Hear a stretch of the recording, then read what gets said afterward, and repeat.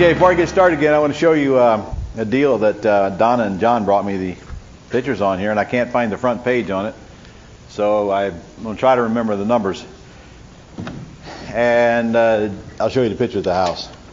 And this is just one they got last Sunday. They got 2 deeds last Sunday. R of $230,000. Now, John, holler at me if I'm wrong here. Are you back there? Okay. And the lady was asking 140, and it's free and clear, right? And she told you that she wanted $20,000 down, right? And she would wait for the 120 till you sold the house. Up to 2 years. So she'd take a first for 120 for 2 years, no payments, no interest.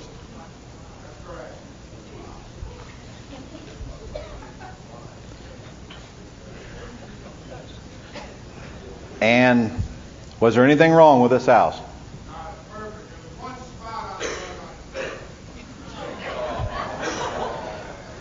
Well, we should have got it for less then.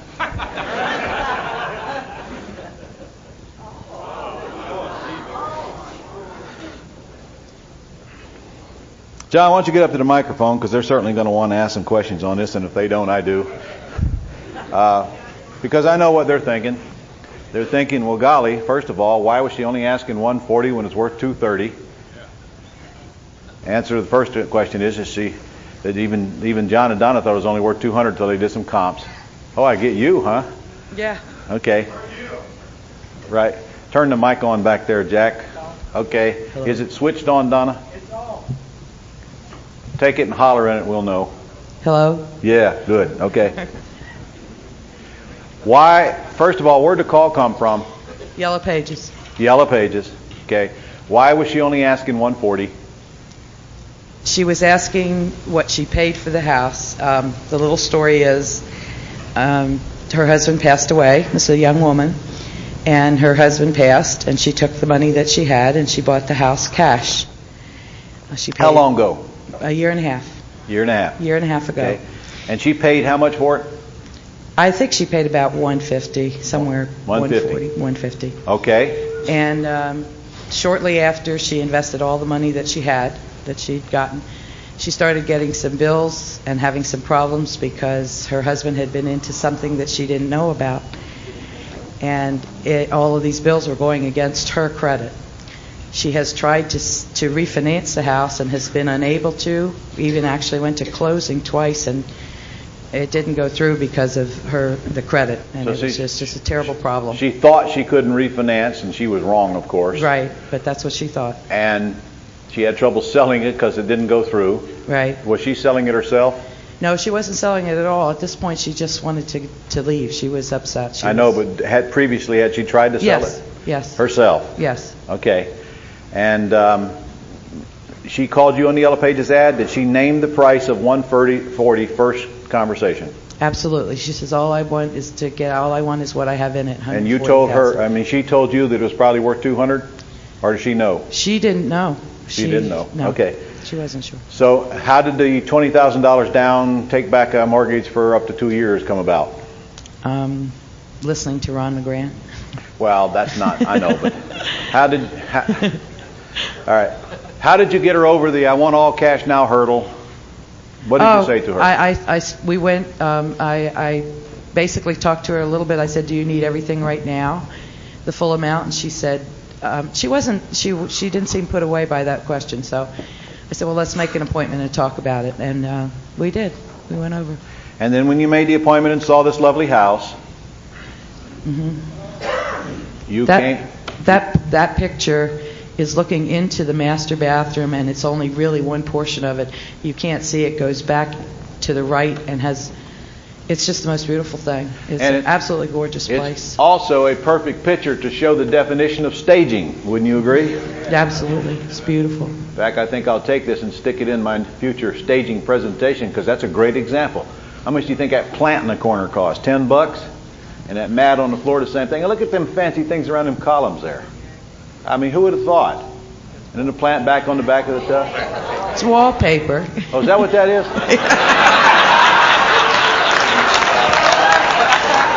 Looks like columns to me.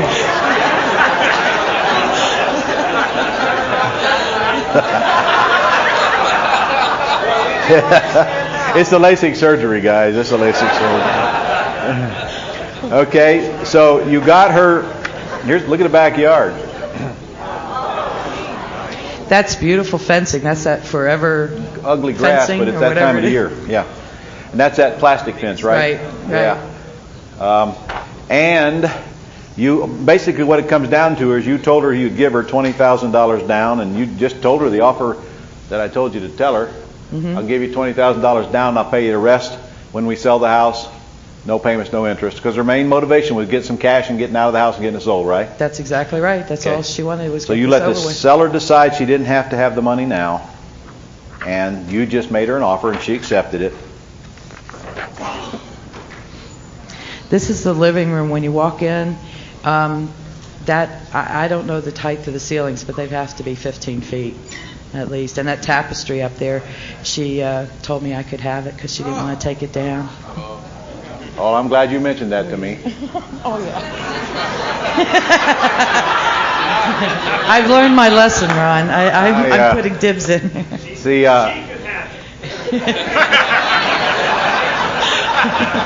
we're partners, Smart Mouth. We're partners. That's your part. I'll give you the dogs, Donna. You can have the Yeah, dogs. right. No. Anyway, I'm going to tell you guys, when you buy these lovely homes, you get all kind of neat stuff with them. A lot of neat stuff. I mean, the one Donna's living in. See, they didn't know they were going to wind up living in this house, or I probably wouldn't have got the lawn furniture. We'd had to argue over that one. And incidentally, I don't have to have it all. Just for the record, Donna, you can have some of it back if you want it. I've already replaced it. Yeah, well, you got a bunch of stuff too. So anyway, I want to get that in this morning because that is a kick-butt example of what you guys can do if you just get out there and understand that you can't make decisions for people. And I mean, I can't tell you why she did this. Thank you, Donna. Now, it was only after some serious due diligence that they came to the conclusion it was worth $230. Originally, we thought it was worth $200, which was good enough, wasn't it? Yeah, it seems that it's worth more. We'll know what it's worth when we get it sold. And yes, I will write the check for the $20,000 because I can. I got to do something with the money. Could I just as easily put it on a MasterCard? Yes. And when you get the MOS, I'll show you what subordination means, where you could have just as easily borrowed it against the house on the first mortgage and give her back the second, and not have a dime in the house. Yes, sir. I see an issue with the house, and I wanted to hear your comments on this. I noticed it's stucco. Stucco? Yeah. And? Well, people trying to sell them can't sell them because no one wants to buy them. You got to quit listening to the morons who are looking for a reason why they do a bad job of selling houses.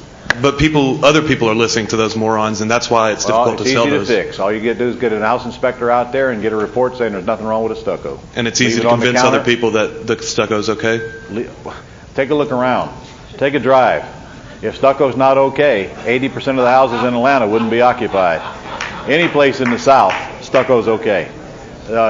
In the South and in the Southwest, it's the way class houses are built.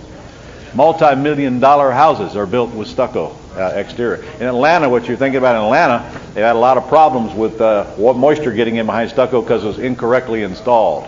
And it can be an issue. It's simple to fix the issue. Get the house inspected and have the report laying on the counter when they go in. And a good time to inspect it would be before you actually invest any money in it. And then you know if you got a problem. And what if there is a problem? What if it needs restuccoed? Stucco's not very expensive. If you have to rip it all off, start all over, that just gives you reason to steal the house. Or get a short sale way down, one of the two. Okay, let's get into Chris. Might as well come on up here and get a microphone. And ladies and gentlemen, meet Chris Kirshner.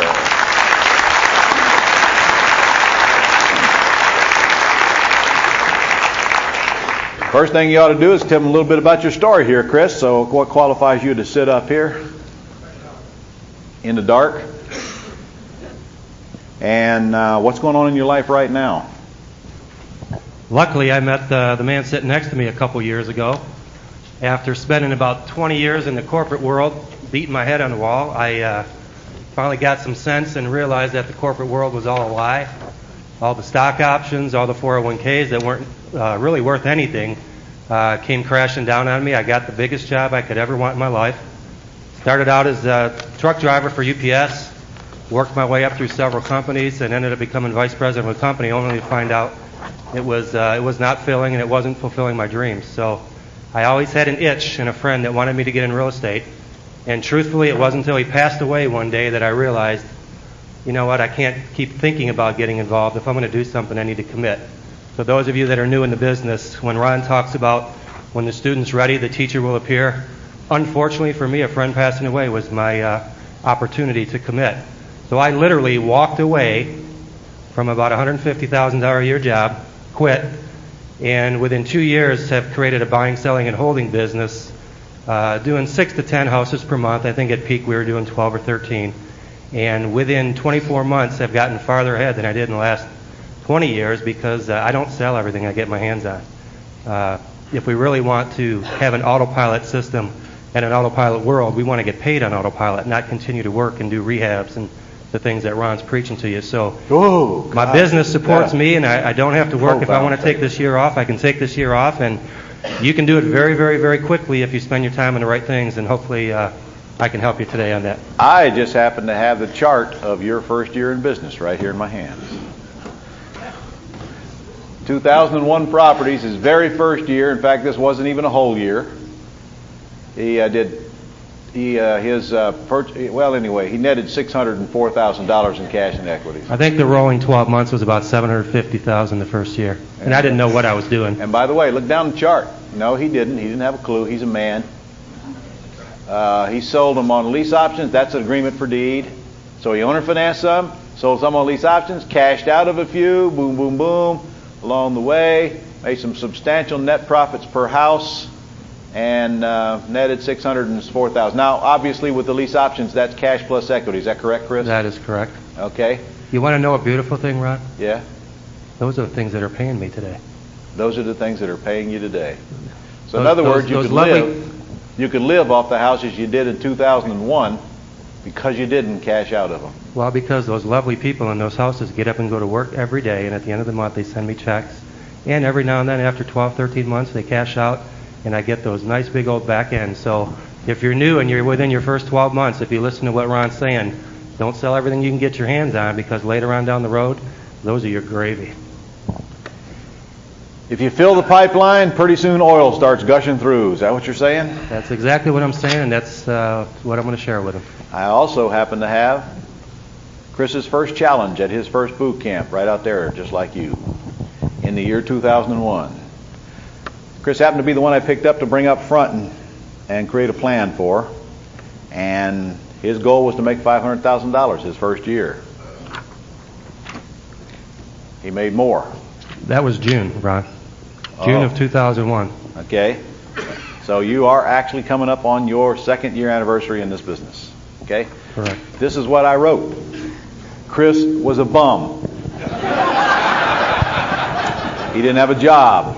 He was making $100 and a quarter.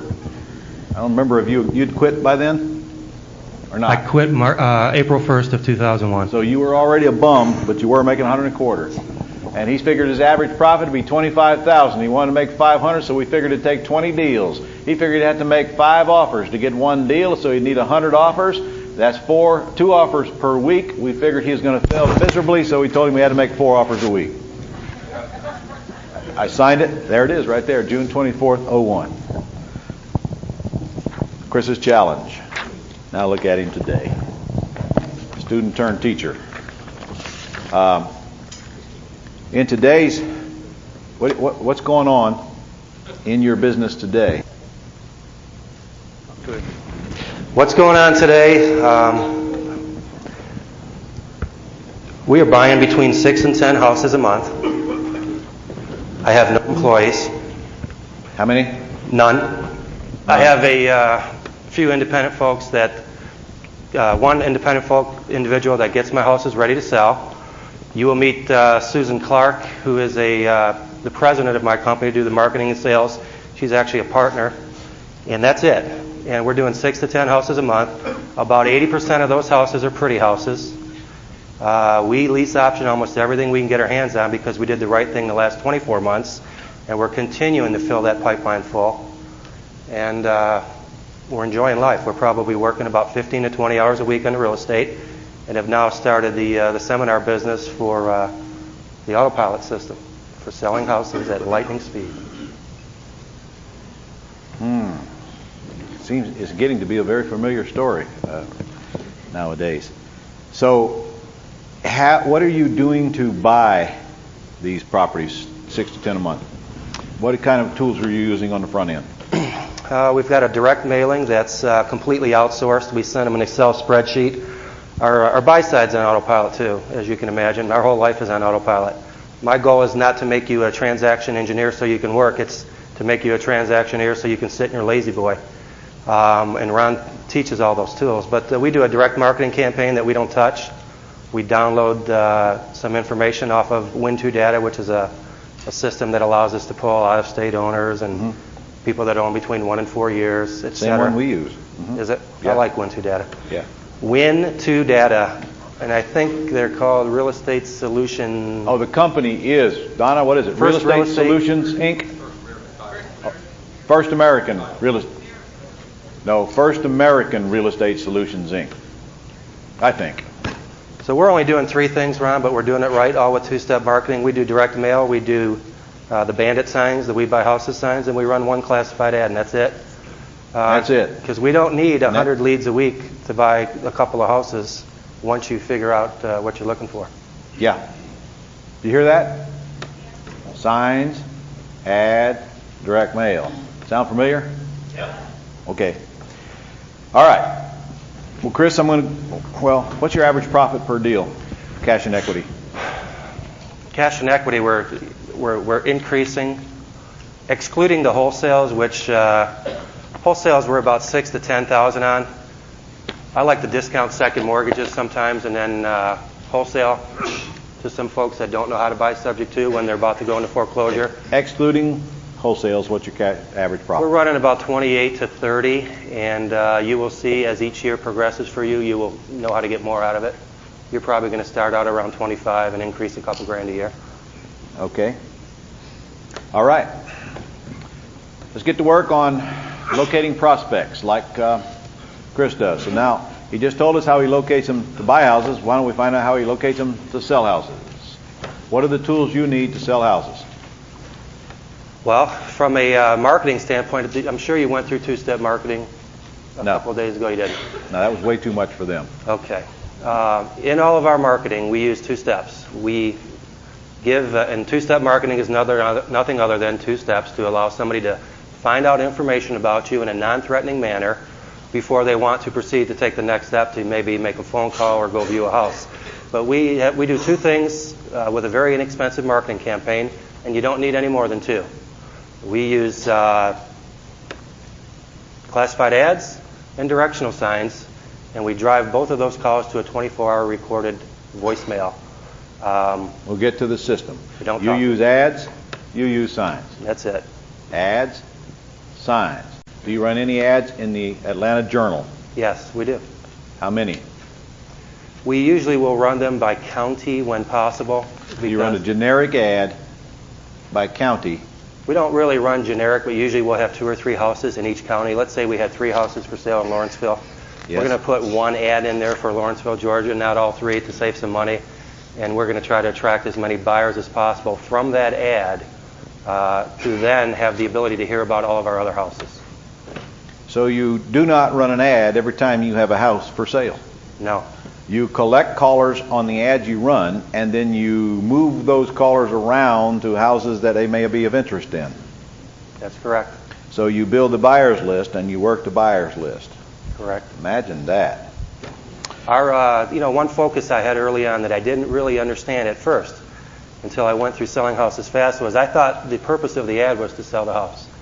And it's not. The purpose of the ad is to drive them to information which will then allow them to pre-screen themselves out, as we'll talk about in a minute, and then let them make the decision on whether or not they want to buy the house when you make it extremely easy to sell or to buy. Speaking of ads, I got a great one here. to sell a house. This is in the Idaho State Journal. Says, destined, divorced, disaster, pick one because the queen of misery is gone.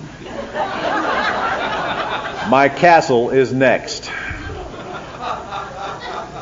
Delightful, 1,560 square foot, built in 2000, 4 bedrooms, family room, large kitchen, deck, gas, heat, AC, nice view, all with horrifying memories of the ex. I'll leave the dog, furniture, appliances, or whatever it takes. Appraised at over 110, will take 98. Mallet area, leave message, and that's actually a message. I love that ad. It is an attention getter. Anyway, all right. Can you tell us what your ad generally looks like that you run? My basic unique selling proposition, and that's nothing other than giving the prospect a reason to call, says no banks needed, owner will finance. Even when I want to lease option a property, even when I want to sell a property for cash, yep, I run the same generic ad. So in other words, you run an ad like on page 332, the one Richard Roop runs. The only one Richard Roop runs to attract people. He just runs it in different areas to build lists in those areas. Did you guys know you could run ads that don't have a number of bedrooms or an area or anything of that nature in them and just run ads? What's the purpose of an ad? Build a buyer's list. What's the purpose of an ad? To get people to call. The ad won't sell them the house. They have to be sold after they call. Take a look at that ad. No qualifying, owner financing, or rent to own. 3 nice homes to choose from. Free recorded list 24 hours. Could that ad apply to anything, anytime, in any city? But I know what you're thinking. I don't want to sell it with owner financing, and I don't want a lease option. What about the 24-hour info, Ron? They don't have to take those calls 24 hours. Yeah, they have been trained that they're going to get 3 times as many calls by putting a 24-hour message line in the ad. You will get 3 times as many calls. Point now is this. You don't have to run an ad for swing to every single house you have and drive up your advertising costs when you understand the only purpose of an ad is to get a call. You could run free sex as long as you knew what to say when they call. Hey, when you buy my house, you're going to get more sex than you've ever had in your life because your wife is going to love it so much, she's just going to want to be all over you all the time. See, you can make a segue any way you want to make a segue. The point is this. No qualifying, owner financing, rent to own, and that ad are all unique selling propositions that drive people to call because that ad doesn't look like all the other ones in the newspaper. It doesn't look like all the ads that the realtors run and the investors run looking for cash buyers who can qualify for a loan. It gives the indication that the owner is very flexible. Are you very flexible? Say yes, Ron. Yes, Ron. But Ron, I don't want to owner finance. Well, who says you have to? It says that you may offer owner financing. It doesn't say you guarantee it. Where does it say owner financing guaranteed? Well, what about that no qualifying? Well, I'll promise you, if they call you and they got enough money, you can put them in the house without qualifying them, can't you? Yeah. So in other words, if somebody calls you with a great big wad of money, what are you likely to do with that buyer if they have weak credit? Or lease option it to them. If they call you with a wad of money, guys, that's the intention of selling it for cash, in case you forgot. If they call you with not a lot of money, but you find out they got good credit, can you still owner financing even if you go get them a new loan? If you take back a 5% second, is that owner financing? So do the words owner financing apply to every human being that calls if you choose? Hello? Okay. Well, no qualifying apply? Well, what's that no qualifying stuff mean? Well, that means that sometimes we will either owner finance or lease option to you if you can't get a loan right now and let you live in the house. How's your credit? How much money you have? No qualifying means nothing except call me and let's work it out. Am I getting through? as long as you know what to say. What's that no qualifying stuff? Well, it means sometimes we sell properties without qualifying and owner finance them. How much money do you have? Oh, $2,000? Well, that won't work for you. How's your credit? Oh, it's pretty good. Oh, good. I can probably get you a much better rate at the bank than I'd finance you for anyway. Simple transition. Go ahead. So, at first you may not believe this. How many are in their first year in the business? Let me see your hand. All of them. Almost all of them. I had a $135,000 house right before Christmas when I really wanted a nice little bonus. And I threw an ad in, no banks needed, owner will finance. And I got a nice little $50,000 down payment on a house. On a $135,000 house from a guy that couldn't qualify because he had a bankruptcy 6 months ago, but happened to be a bricklayer and got a brick that fell off of a house and hit him up inside the head. So when you pre-screen your buyer, if you do talk to them, and you won't in our system, you never know what they have. So don't ask for a 3% down, 5% down, 10% down. Let them tell you what they have, because it will amaze you. Thank you for bringing that up. Never publish the amount of down payment you're looking for or the monthly rent. Never publish that. You can publish the price if you want, but if you use this generic ad, you can't even do that. Hey, we're on a roll. Can we show them two more? Yeah. Why don't you ever want to publish the price? I mean, the down payment and amount of money? Because you never want to name that amount until the buyer tells you what they got. Let the market tell you what they'll pay. I got another overhead of a feller here in Atlanta, Mark Titshaw, got a $60,000 non-refundable option deposit on a $129,000 house because he asked the buyer, what do you have to put down? She said, I only got 60. He said, okay. To this day, that tenant buyer's in that house still hasn't bought it. And she almost lost it once, but she revived it. Go ahead. Well, here's a couple more. I'm not going to get ahead of him, but he's going to talk to you about what if I throw it out there on owner financing and I can get him a loan, should I get him a loan? And I won't get ahead. But I'm telling you that one ad, these are in the last, here's April 30th. These are the ones that keep you out of a job. There's a nice little no qualifying owner finance. They were able to get a loan. Here's a nice little no qualifying owner finance here, April 7th. Cashed out, took a small second back. Oh, what you're saying then is this check came from somebody who answered your no qualifying ad and wound up getting a loan. Correct. Got it. And this one came from the same ad that got a loan, and I had to take a small second mortgage back. And Ron's right. I was supposed to get a first payment on May 15th. You think I've seen that payment? No. But I got a lien against the house. One day I might get lucky and get paid. Or not. Or not. You always got the exit strategy of the gun with the 2 bullets in it. The key is, though, the real true key is these ads work. Don't go out there and try it. And if you don't get a home run the first week, don't panic. Sometimes the right buyer will be along. Sometimes they won't. It's a numbers game. I ran an ad last year on a house, $79,000 house I sold. The ad said, absolutely no money needed.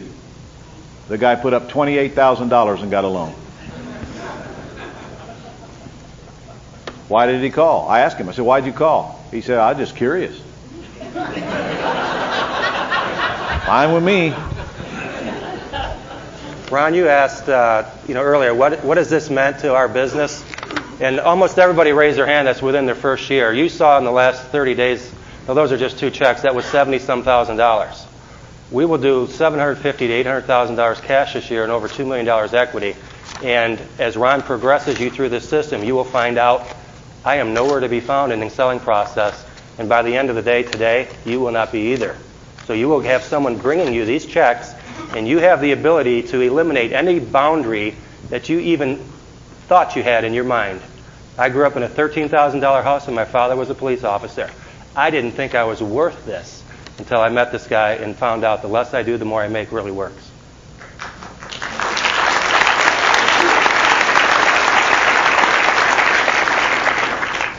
That's so sweet. He's buying me cigars for that. It's true, though. I would remind you, you're talking to a brand new audience, and they're not going to do anything we say because they haven't been through the first year yet. Just want to make them aware of that, especially the men. Okay. By the way, I got a letter from him. In fact, I used it in my talk. It says, for the first 3 years, I tried it my way till I finally realized, unless I do, First 3 months. first 3 months, I tried it my way, and then I finally started doing it your way, and that's when it started working. But, that's pretty good, because a man usually takes longer than that. The men usually take a year to come back to Papa. All right, newspaper ads. There's no big magic to them, as long as you get the USP in them. You run them into the area you want to sell the house in, and there's a bunch of them on page 331. And Richard Roop has supplied you with a nice, on page 333, with some more information on classified ads. As long as you get the message, and the message is very simple, don't try to sell the house in the ad. In other words, you don't need to describe every teensy-weensy little amenity there is in a house when you run an ad. In fact, it costs a lot of money to do that, and if you run big old long ads, you're going to get less calls on them, because they'll skip right on over them and read the easier to read ads. However, suppose I do, your ad needs to be run based on the target prospect you're trying to get. If I'm selling low-income properties in semi-war zone areas, my focus is little or no money and little or no credit. Got it? I'm looking for those prospects because they all got little or no money and little or no credit. And so my job is to now get them into loans that I can do. You can get people 100% financing with half decent credit, and you can get them 100%. You can get them financed fully with even poor credit if you're willing to take a big hit on the cost of doing so. Big hit meaning up to 10% of the sales price. If you're into low-income properties, don't be looking for people with money. You've got a hard chase. And don't be looking for people with excellent credit. If you're in the low-income housing business, low income means anything but less than about 125, almost anywhere where most of you live, and you decide that the only way you can sell houses is to perfectly qualified buyers, you're going to have a miserable business. Because they're not perfectly qualified when they come to you. You either have to get them qualified, like Robin does, or you have to substitute loans that are made to not perfectly qualified buyers and take back second mortgages and possibly even get grants for their down payments and all kinds of cool things you can do. You have to understand you may not cash out, probably won't cash out 100% if you're dealing in the lower end buyers. However, that's one reason why I like dealing in houses like that. You see, when I'm dealing in houses like that, as Chris does, we don't have those problems. When they come to you on these type of houses, they either got money, or they got credit, or they're gone quickly, because we don't have to put up with that crap. We don't have to play the games on this type of house that we do on that low-end stuff. You want a picture of a good low-end one? Yeah. Now, I don't want to discourage you about the low-end stuff, because I made a fortune in that crap. But by and large, it's the hardest part of the industry. It's harder to deal in that end because you're dealing with a quality of people that you have to babysit more. You don't babysit a buyer of this house. Man, they come in there, they give you the down payment, they don't squawk, their credit is probably good, and half of them will wind up getting their own loans if you let them. And when it's time they close, and if they don't close, you know there's another one right behind them. This is the easiest kind of house in America to sell, right here. And write this down, that's 80% of my business are pretty houses. Well, pretty could be a $75,000 house just as well as a $200,000 house. Correct. I'm saying you have a choice. If you can concentrate on getting out of the dregs or getting into this. Incidentally, if all your relatives come to town, these are the ones you want to take around and show them. You ain't taking them in the war zone. Man, I own that one. I went home for Christmas. I didn't tell you guys, I'm from Detroit originally. Who else? Anybody? I feel sorry for you. This is what's there. That's the street I grew up on. This is the stuff Ron's telling you to stay away from. You're going to wholesale that stuff. Hey, that looks familiar.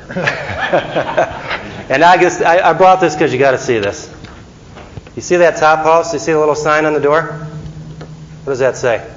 Can't read it. It says cash for your house. That's the house I grew up in. That's what the neighborhoods have turned into. The element, huh? The element.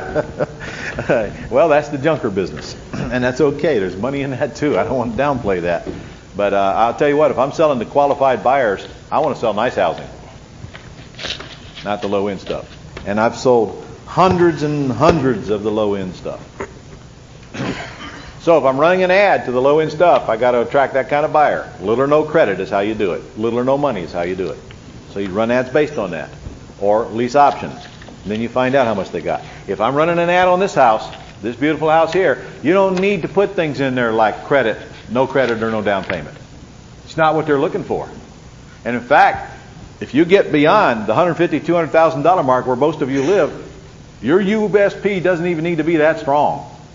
You just need to get the word out that you got a gorgeous house in a neighborhood where they're looking, and you'll get plenty of action. Especially when we get to the best way to sell houses, and it's not ads, it's signs.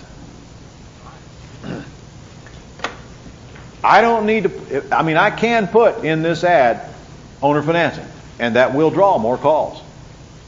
I certainly would not put no down payment required. That would be dumb for this house. I would not put no credit required. Don't need, that would be crazy. I'm going to get all the credit-worthy borrowers I need for this house.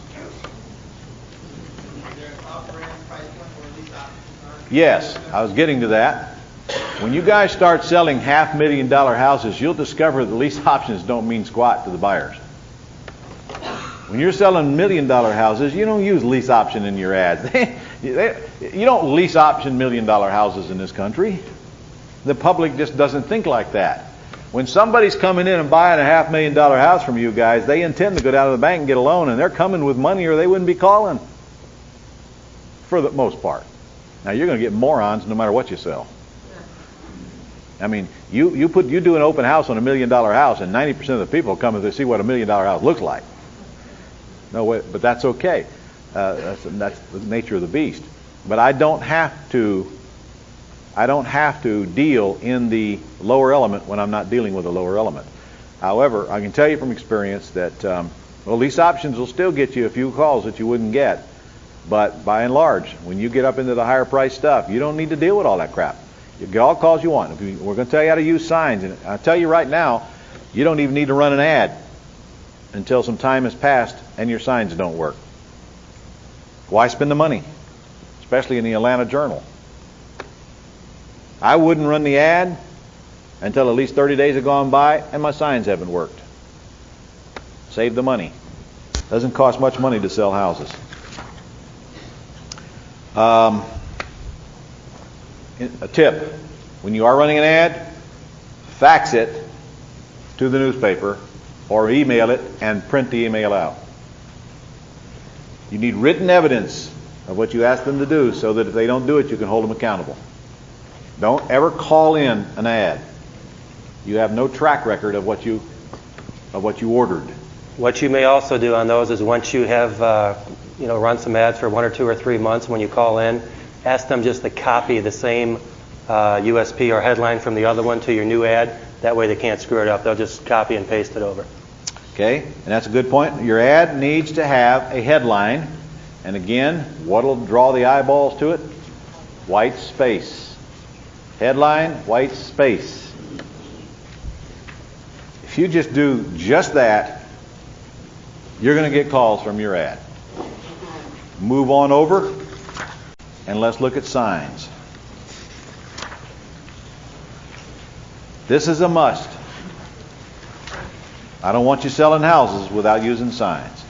In fact, if you look on page 336, you'll see what John and Donna did the day before we left. They stuck a bunch of signs in the yard to take a picture so you can see what signs in the yard look like. In fact, that's their house, an angle of it. You got all the signs you need right back there on the wall. Here are some signs that I think you ought to get, all of you. Number 1, you ought to get a sign that says lease purchase.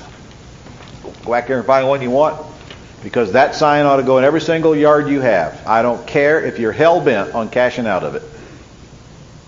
Why would I put a lease purchase sign in a yard that I must sell for cash? So they will call.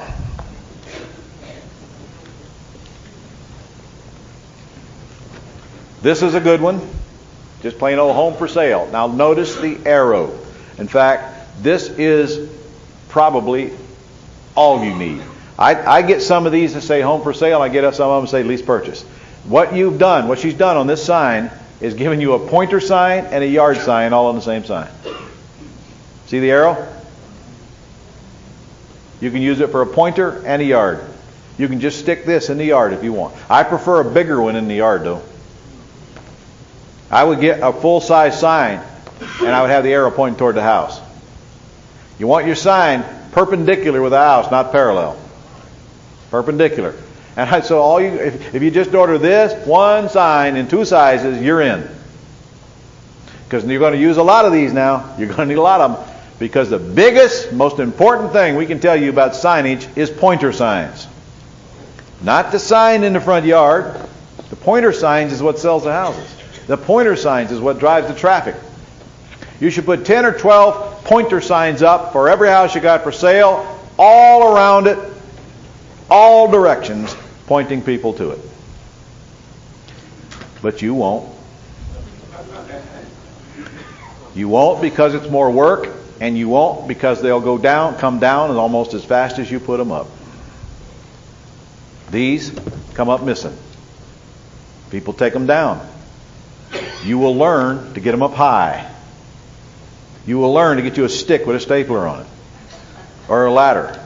You will learn that these go on sticks as well as on trees and every place you can stick them. You will learn to ask neighbors if you can put them in their front yard and give them a fruit basket or whatever it takes. Because you need a bunch of these for every house you sell. And if you refuse or you ignore that suggestion, you will get a fraction of the traffic that you will by just sticking the sign in your front yard. Without the pointer, you haven't let the world know your house is for sale unless they happen to be cruising right by that one street. With the pointers, all the traffic in the entire area are going to be directed to your house. And on here, you should have your 24-hour number.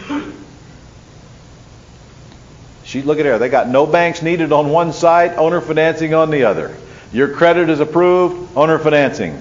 These signs are best dedicated to the lower price properties. I would have your website on here. I'd have your website on here, and I'd have, the 24 hour. I'd have 24 hours after the number. Got any of those, girls? Yeah. You have any back there? So you don't want your pointer sign any bigger than this. Tomorrow they'll have a copy of all this with websites, everything you just mentioned. Okay. Well, you guys are in for a treat tomorrow. How lucky you are. I wish I'd have known Chris about 15 years. Oh, heck, 20 years. Well, 20 years ago, I wouldn't have listened anyway.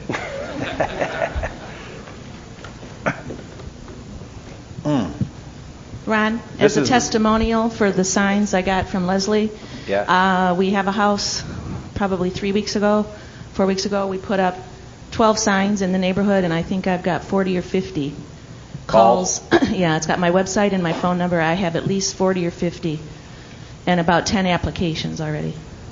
So they work. Yeah, but it won't work that way for their house. I know. You're special. It only works for you. It don't work for them that way. Make sure you put one of these in your yard. I want at least 3 signs in your front yard. This is one of them. Then I want some for sale signs out there. I want it to look like Barnum and Bailey just coming to town. You betcha. Look, I don't want you to do what the realtors do. Stick one sign in there, let it fall over, go back 3 weeks, maybe pick it up. You have got to go by, somebody's got to go by your house every few days to get your signage up. Make sure the yard's mowed, make sure it's ready to sell, make sure it's locked up. And this is the important part. I want this in the front yard, and I want 1 or 2 other big ones in the front yard, and I want these all over the place. I want the neighbors bitching about all these signs. I want them calling, take your signs down, you're destroying my neighborhood. If they're not, you don't have enough signs up. What you got? For sale by owner. That's a good one. Except you need the website and 24-hour recorded message on it. Thank you, ma'am. Who wants a tip for when the neighborhood associations are angry at you and or the other neighbors are angry at you? Yes. It's very simple. Put another one of those signs in the front yard that says, refer a buyer and receive $250. They will become your friend rather than your enemy. No, I never thought of that. That's a good idea. That's a good idea. How many signs you can have in your front yard? What are you going to do when people think you're crazy and gaudy and weird?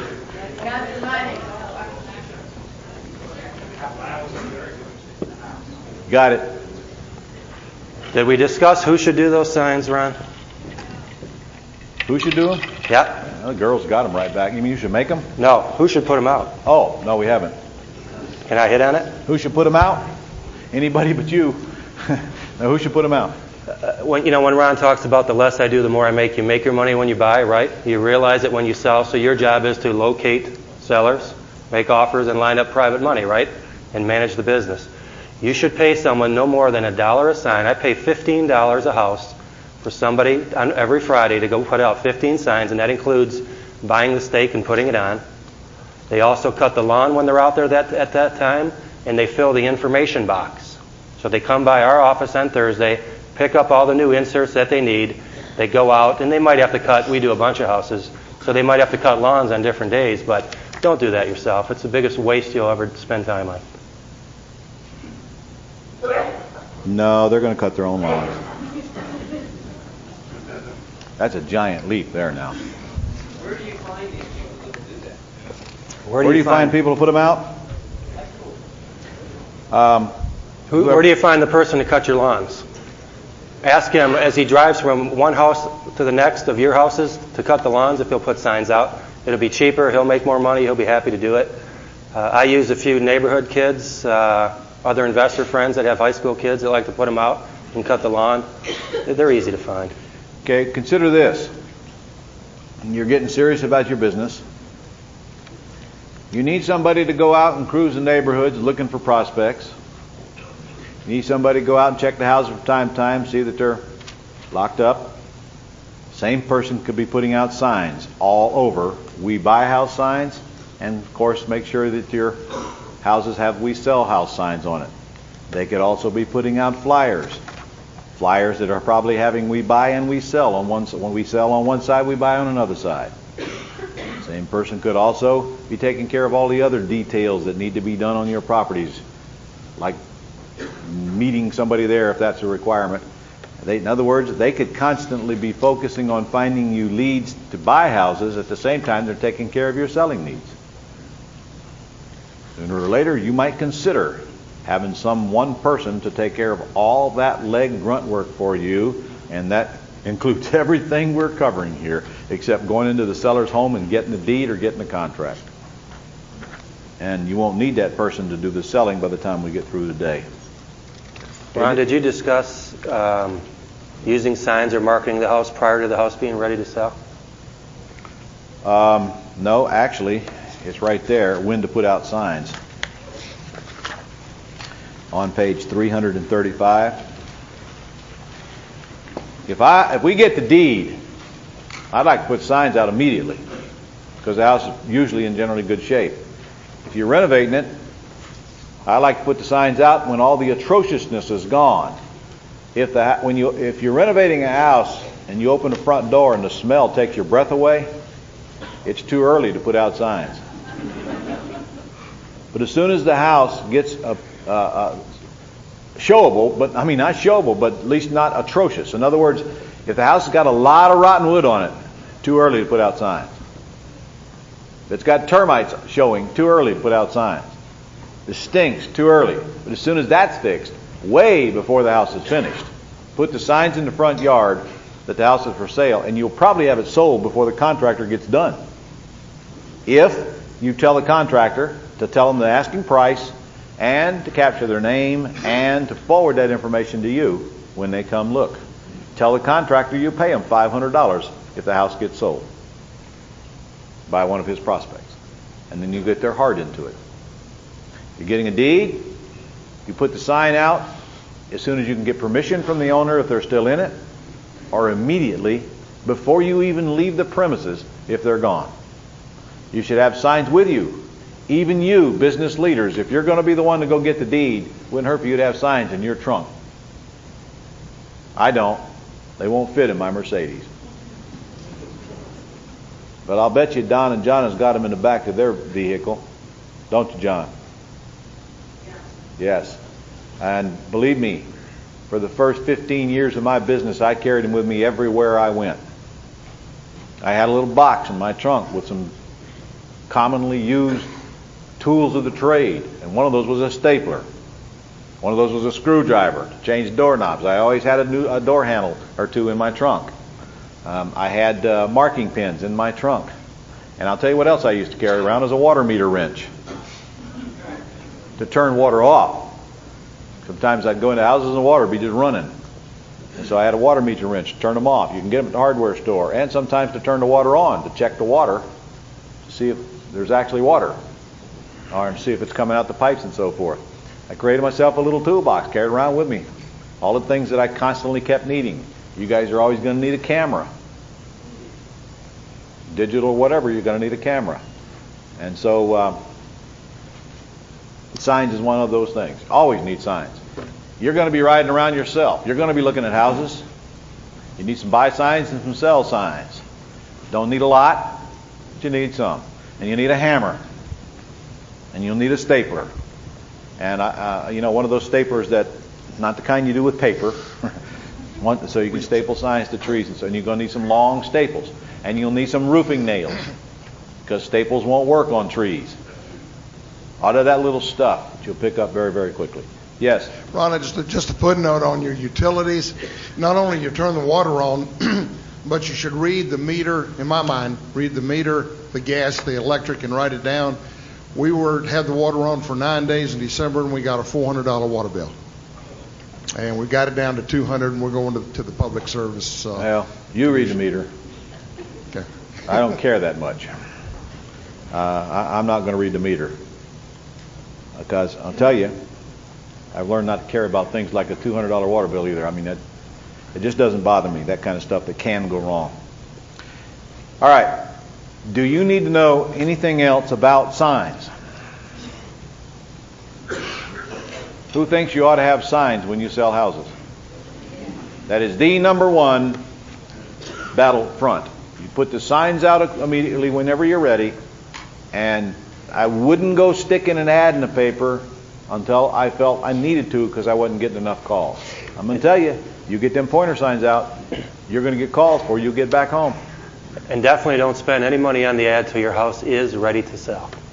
Use directionals up until that point. That is a very good point. No sense in driving people to the house till it is ready to go. All right. Flyers.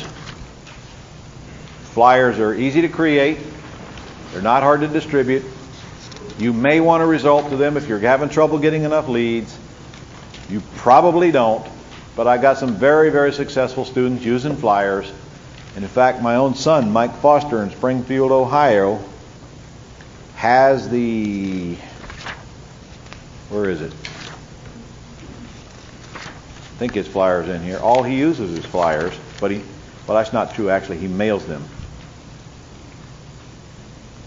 RWC Properties on page 343. It's one of Rick's flyers. Is that your flyer on 341, Chris? I don't have the manual, but no, it's not, because it's in capital letters. It's in Cumming. No, that's Dan Swanee. Dan Swanee's, okay.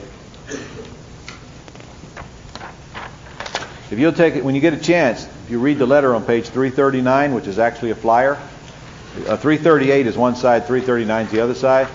That's a masterful copywriting job done by Bob Severide, one of my students, Bob and Shirley, describing the house. I want you guys to start thinking like on page 339. In fact, I'll tell you what, take a minute to read that information on 339 and see if it doesn't stand out leaps and bounds about what anybody ever said about a house they had for sale. Imagine yourself sitting on your patio off the kitchen's informal eating area, sipping your first cup of coffee as you watch your private sunrise brighten the day. God, getting goosebumps. That is a well-crafted ad.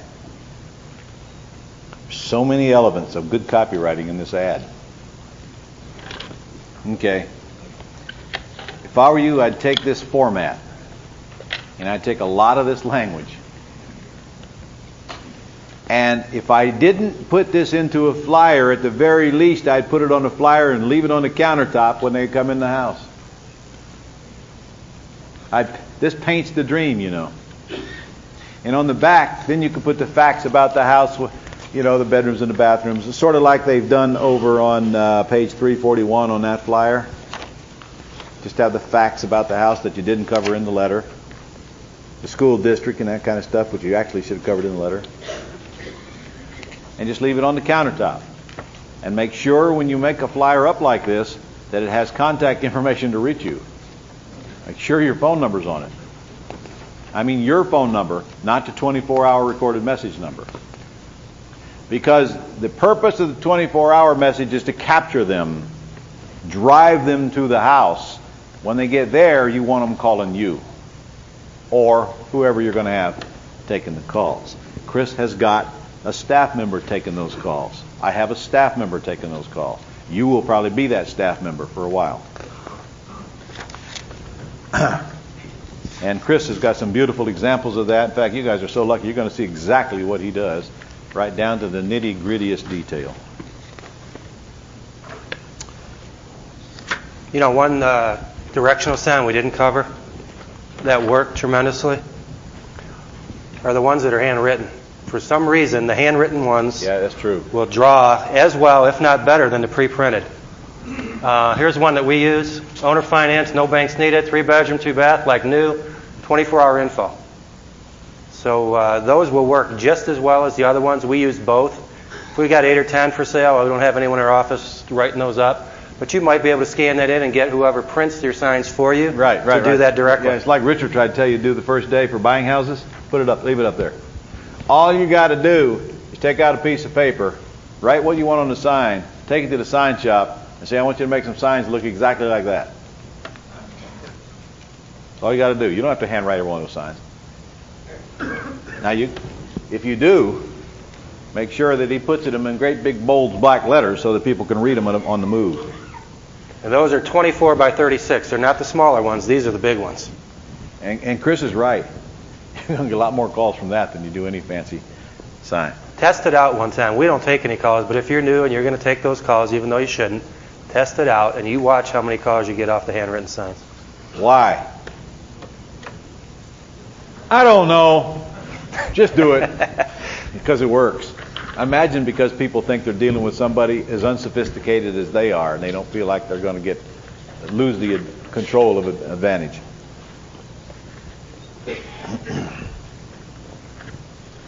And maybe that just brings out the greed in them because they think they're going to steal a house or something.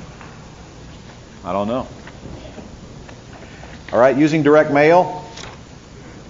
You may also get Richard Roop to mail postcards into neighborhoods to sell houses, and if I were you guys, I would absolutely do it. In fact, what if you took this flyer you just read, put it on a postcard, and mailed it to the zip code the house is in? Consider your house gone. Consider a waiting list of them waiting for more of them.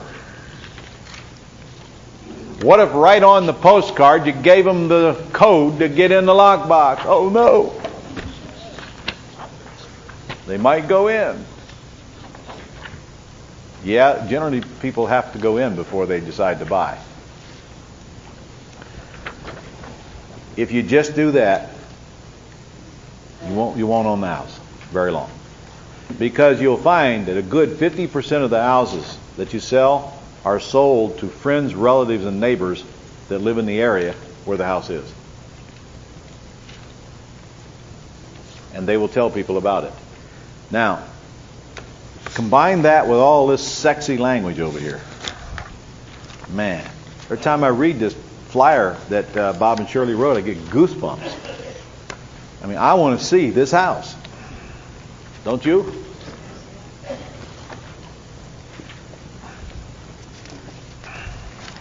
You guys are worried about selling houses. And when it comes to selling houses, I don't think you need to go to the expense of stuffing in an envelope. I think postcards will do the job for you. My son Mike in Springfield, he has a flyer, very much like Rick's flyer over here or any of these flyers we just looked at, and all he does is this. He rents a list of tenants in the area from Donnelly, which is a list company. He pays a nickel a piece for them. Actually, he pays less than that because he doesn't need the tenant's name. He just needs to know that it's a non-owner occupied property. And so he rents a list of addresses. He sends an envelope with that flyer in it. But he don't put a name on it. Therefore, they all get delivered. Does he care what the name is of the tenant living in the apartment? No. By leaving the name off, they all get delivered. 100% deliverability. And he sells all of his houses by mailing that flyer out around the neighborhood and sticking up some signs. Now, I've got a kick-butt letter I wrote. I mean, it is good. On page 9. Hey, we're back to page 9. Printer put the first back part of the book in the front. This is a great letter. Absolutely great letter. Just look at the headline. Do not sign another rent check until you consider this letter and my promise I can help you own your own home right now regardless of your financial circumstances, or I'll pay you $25. Who could not read that letter if they have any interest in buying a house? This is a work of art, I got to tell you. And you could put it on a postcard as well if you wanted to. You can read it later. You can enjoy that letter at a later time. Why don't you turn to page 11 and let's look at the punchline. It says, why not explore this idea? What do you have to lose? I'm so confident I can match you with the right home and good financing. If I fail, I'll give you a gift certificate for $25 to Red Lobster. How's that for putting my money where my mouth is? Sounds like the worst can happen is you have a great dinner on me. Now here's how it works. You call me for some addresses for you to go see. I own all of these houses, and I'll give you the lockbox code to get in. Now, where would they call? Voicemail. When you find the one you like, you call me back with some information on yourself, and within 24 hours I'll be on the phone with you discussing what kind of financing we can do for you and all the terms. There's no cost to you, and we don't even meet unless it's a go. If I can't get you financed, I'll send you the $25 gift certificate to Red Lobster. Is that fair? Oh, no. You've got to understand, before I owe them a gift certificate, they got to give me their information so I can pull their credit report and pre-screen them. And then I got to tell them it's a no-go. Simple, easy, no hassle, no cost, and strictly confidential. But don't count on the free meal just yet, because there aren't too many people I can't get financed. Sometimes I even finance you myself and eliminate banks altogether. This is no gain to me. If you're serious about buying, I'm serious about getting you into a home of your own. This is a rare opportunity to work with the actual owner of a home who has also a unique ability to get you financed or finance you myself. P.S. I only have a few houses available, and I sent out 467 of these letters to your neighbors. Obviously, they won't be around long. Don't lay this letter aside because I won't be sending you another. Even if you're too late for one of my houses, you don't like any of them, I'll still add you to my buyer's list and call you in the future. If you don't call me, you won't make the list. You want a couple more tips on interacting real quick, if I'm fast? Yes, sir. Like we're going to need more traffic. What we're going to need is more houses. I screwed up and I bought a house and I refused to spend any money on it to get it ready to sell because the house was free. And my salesperson, who was a female, told me it's not going to sell. And I said, yes, it will. Just watch. She was right. It didn't sell. So I had to prove her wrong that it was going to sell anyway. So this is the ad I had to run to get it to sell. Free 30-inch TV, owner finance. I finally got someone to go in there by offering a free 30-inch TV. When they came to buy the house and they bought it on a lease option, they never asked for the TV, so we never gave it to them. We would have if they would have asked. When they would have given us the money, we would have given them a gift certificate to somewhere to buy a TV. Make sense? That's called a shameless bribe, or adding boot. Ron taught me this next one early on. If your house is not ready to sell and you got a few going, we don't use demolition and construction crews. We have cleanup crews. At best, we're doing paint and carpet and lighting. But if we're not ready to start somewhere yet, we might, if we have more than one, put a No Banks Needed Handyman Special ad up there just to drive some traffic to that neighborhood if we have a ton of equity. Now, I'll do that if I want to cash out of the house and I got a little bit of money that I might put in it. But let's say you drive that traffic to the house and you haven't fixed it up yet, like Ron said. You got the outside done, but not the inside. I'll do it quick. No, that's all right. We put a little sign on the inside. Handyman Special. Our crews are busy. If you buy this home as is before we have time to renovate, you can save $10,000. So if our crew can't get to it yet, they can do it. If we're still doing landscaping, please be patient. We're still playing in the dirt. We're working hard to make this your dream home. If you're going to spend money to drive traffic there or signs, you better at least have some information in the house to let them know you are going to fix this house up. And either I can save the money and do it myself, or they'll at least do it for me, and I know that. That's $1 million piece of advice right there. Okay. The house that Don and John just closed on 2 weeks ago was not ready to move into. They bought it cheaper because they agreed to do the work themselves. But it was good enough to get a loan on. The house that Kate, her first short sale deal, didn't need that much work, or that guy wouldn't have been able to go get a $101,000 loan on it when they bought it. A lot of the houses you get the deeds on need some work, but they don't need a lot of work. And that's exactly what we do. We send them to the home and say, listen, the house is not ready to go yet. You can decide when you get there whether you want to do the work and make and save some money, or whether you want us to do it. You can buy it either way. And then when they get there and see it, they call you back and you just negotiate the discount. The discount's usually more than what it actually costs to fix it, but I'll tell you right now, the grief factor alone is worth it to me. One thing I like about not doing work, they can't call me when the work's done. If they're doing it, it's their problem, not my problem. Any questions on flyers? Sending postcards? Incidentally, if you guys got richer stuff, he's probably got some kick butt postcards to send to prospective buyers as well. And he does them. I hope you guys understand how important it is to have somebody sending the stuff for you, so you don't have to get around to it. Yes, ma'am. I was just going to make a comment about something that's worked very well for us. Neighbours are paranoid, and we've had quite a bit of success with Pick Your Own Neighbour.